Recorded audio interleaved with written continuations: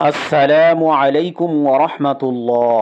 প্রিয় দর্শক, আল্লাহ রাব্বুল আলামিন আপনাকে এত কিছু দান করেছেন, তারপরেও আপনি মন খারাপ করে বসে আছেন। আজকের এই ভিডিও থেকে জানবো সুখের উপাদান কি। তো প্রিয় দর্শক, জানার জন্য সম্পূর্ণ ভিডিওটি দেখুন। প্রিয় দর্শক, নবী করিম সাল্লাল্লাহু আলাইহি ওয়াসাল্লাম বলেছেন, যে ব্যক্তি মনের শান্তিতে সুস্থ দেহে দিবসের পূর্ণ খোরাক নিয়ে রাত কাটালো, তাকে যেন গোটা দুনিয়াটা দেওয়া হলো।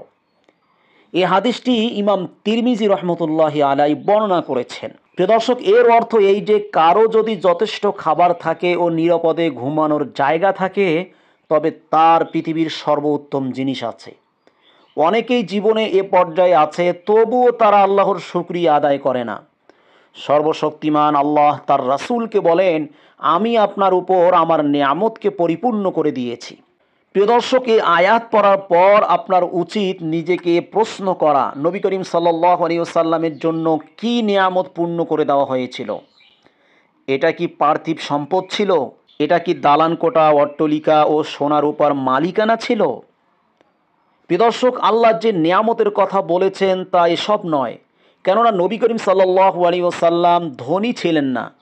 নবী করিম সাল্লাল্লাহু আলাইহি ওয়াসাল্লাম মাটির তৈরি ঘরে ঘুমাতেন। তার ঘরের ছাদ বা চাল খেজুরের ডাল দিয়ে তৈরি ছিল। প্রচণ্ড ক্ষুধার জ্বালায় তিনি মাঝে মাঝে পেটে পাথর বেঁধে রাখতেন, আর এতে ক্ষুধার জ্বালা কিছুটা কমতো। তার মাদুর ছিল খেজুর গাছের ডাল, যাতে তিনি শয়নকালে তার পার্শ্বদেশে ব্যথা পেতেন। তিনি তার বর্মখানিকে একটি ইহুদির নিকট টাকা পরিশোধ করার আগ পর্যন্ত বন্ধক রেখে কিছু গম ক্রয় করেছিলেন। মাঝে মাঝে তিনি একটানা 3 দিন পর্যন্ত একটি পচা খেজুরও খেতে পেতেন না। প্রিয় দর্শক, এবং অবশ্যই পরকাল আপনার জন্য। প্রিয় দর্শক, আল্লাহ সুবহানাহু ওয়া তাআলা বলেন, এবং অবশ্যই পরকাল আপনার জন্য দুনিয়ার চেয়ে উত্তম। আর অচিরেই আপনার প্রতিপালক অবশ্যই আপনাকে এমন দান করবেন যার ফলে আপনি সন্তুষ্ট হয়ে যাবেন। প্রিয় দর্শক, এই ছিল আলোচনা।